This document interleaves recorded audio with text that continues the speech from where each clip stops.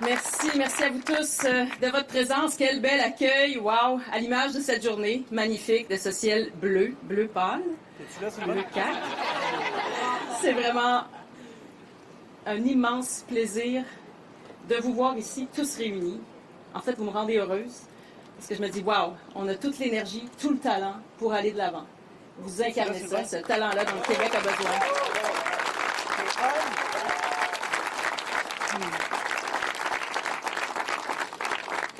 Donc, comme vous voyez, j'ai l'immense plaisir d'être entourée de plusieurs membres de mon équipe.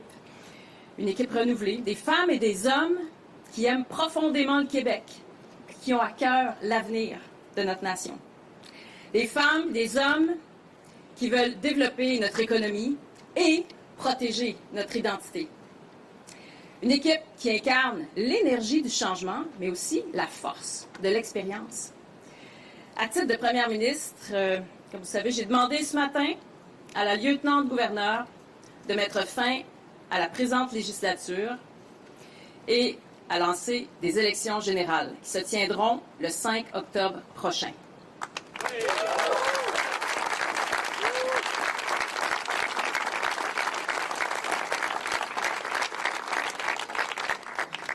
Cette élection-là, elle ne sera pas comme les autres. Le monde a changé. En fait, ce qu'on pensait qui était un brouillard, ça vient de se transformer en tempête. Notre principal partenaire économique a choisi la confrontation. La guerre commerciale de Donald Trump, elle menace nos PME, nos emplois, puis nos régions. Elle crée énormément d'instabilité. Elle crée de l'incertitude, comme jamais auparavant. Cette guerre commerciale-là, elle touche directement les familles. Je pense aux travailleurs qui se demandent si leur emploi va être affecté par la crise actuelle dans laquelle on est maintenant plongé.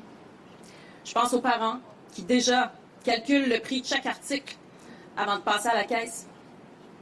Je pense aux jeunes qui se demandent s'ils vont pouvoir intégrer le marché du travail ou s'ils parviendront un jour à s'acheter une maison.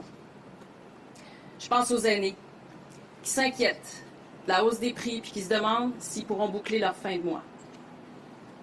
Notre responsabilité, elle est claire, protéger les emplois et les entreprises et donner de l'oxygène aux Québécois.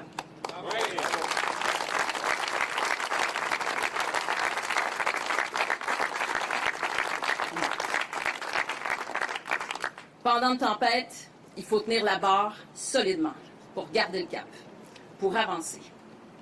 Pour avancer, on a besoin de quelqu'un qui est capable de travailler en équipe, avec les municipalités, les entreprises, les syndicats, les Premières Nations et les Inuits. Et oui, aussi, quelqu'un qui est capable de travailler avec le gouvernement fédéral quand c'est bon pour le Québec.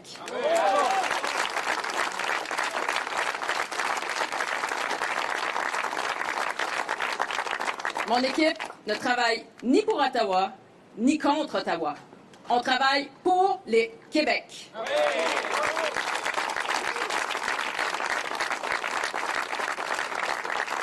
Travailler pour le Québec, ça veut dire quoi? En ce moment, ça veut dire qu'il faut savoir créer de la stabilité puis de la prévisibilité sur le long terme, alors que la tempête s'intensifie. Laissez-moi vous donner 3 exemples de ça.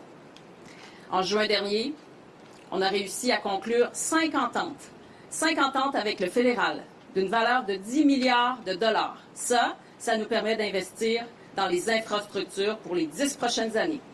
Ça va nous permettre d'investir dans les hôpitaux, dans les écoles, dans les routes, dans le transport en commun. Ça, c'est du concret. C'est un partenariat qui va aider les Québécois. Plus récemment, on a permis à Davie, à cause de nos investissements antérieurs, d'aller chercher un contrat de 11 milliards de dollars pour 6 brise-glaces.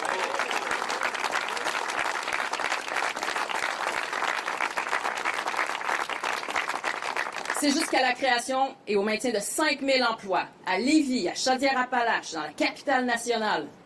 Ça va être costaud, là, ce qui va ressortir puis résulter de ce contrat-là. Puis c'est aussi 1000 PME partout établis partout au Québec qui sont des fournisseurs de la Davie. C'est des gens dont le carnet de commandes va s'élargir pour des années à venir du fait de ce contrat. Et ce contrat, il a pu être octroyé à la Dévie parce que notre gouvernement avait investi dans la Dévie il y a quelques années déjà. On l'a fait en 2023, on l'a fait plus récemment en 2025. Et si on n'avait pas fait ces investissements-là, des investissements que certains partis d'opposition dénoncent, eh bien, ce contrat-là d'11 milliards, il n'aurait pas pu être octroyé à la Dévie. Donc, c'est grâce à notre partenariat.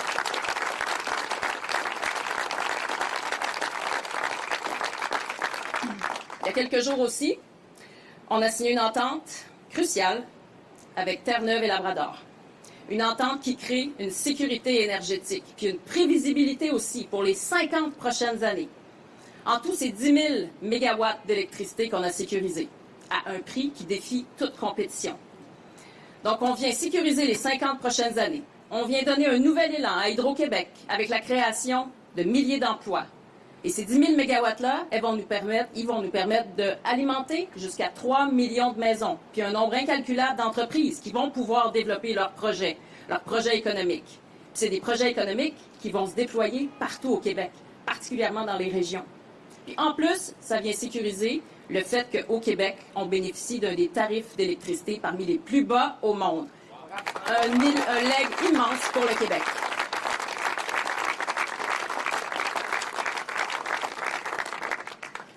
Soyons clairs, là, le monde d'avant, là, il ne reviendra pas. On est attaqué. Et il faut qu'on s'adapte à cette nouvelle réalité-là. Puis moi, je veux protéger le Québec, puis contribuer à sa transformation. Au-delà de la protection, il faut de la vision, il faut de l'ambition. Je ne vous demande pas un mandat juste pour traverser la tempête actuelle. Ensemble, on veut un Québec qui garde le cap sur l'ambition. L'ambition d'avoir des aînés qui peuvent vieillir dans le confort de leur maison. L'ambition d'un Québec qui rénove ses hôpitaux, ses écoles puis ses routes. Un Québec qui achète de l'aluminium, du bois, des aliments du Québec.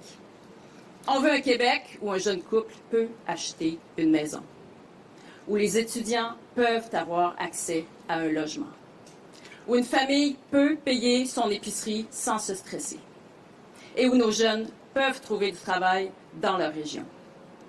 On veut un Québec où nos entrepreneurs ont les moyens de se développer, d'innover et d'exporter. C'est ce Québec-là que je veux bâtir avec vous. Bravo!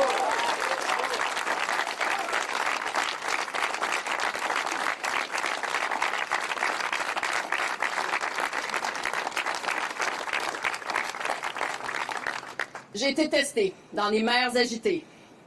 J'ai été ministre de l'Immigration au cœur de la crise du chemin Roxham. J'ai été ministre de l'Économie et de l'Énergie alors que débutait cette crise tarifaire. J'ai maintenant le privilège d'être votre première ministre. L'expérience, c'est bien, mais ça ne suffit pas. Ce qui compte, c'est ce qu'on en fait avec. Vous le savez, je suis une femme réfléchie. Je commence toujours par écouter. C'est ce qui me permet d'ailleurs d'être connectée aux priorités des Québécois. Et ensuite, je prends une décision, puis je livre des résultats. Mon approche, je l'applique avec honnêteté et transparence. Je l'applique chaque jour au gouvernement. Puis aujourd'hui, je vous demande de me faire confiance pour que je puisse continuer de vous servir. Bravo. Oui. Bravo.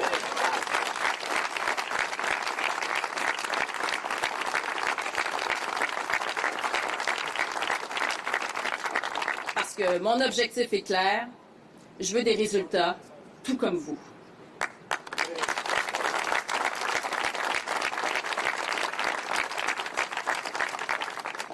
Le 5 octobre, vous aurez un choix à faire. Un gouvernement qui travaille à temps plein pour vos priorités, vous les Québécois, ou un gouvernement qui va travailler à temps partiel parce que trop occupé à préparer son référendum. Moi, je vous offre l'expérience et les résultats. Je veux protéger vos emplois, protéger les familles et les aînés. Ce que je vous offre, en fait, c'est de travailler à temps plein, et même en temps supplémentaire, je vous dirais, pour bâtir l'avenir du Québec.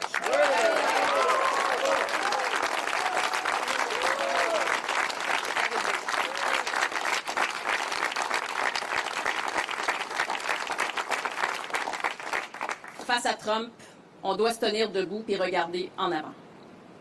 Aujourd'hui, je vous demande un premier mandat d'un gouvernement Fréchette pour faire avancer vos priorités pendant les 4 prochaines années. Un mandat pour protéger vos emplois, protéger nos entreprises, puis assurer votre sécurité économique. Un mandat pour diminuer le coût de la vie, rénover nos écoles, rénover nos hôpitaux, puis améliorer nos services. Un mandat pour transformer notre économie. Et pour défendre notre identité, notre langue et notre culture.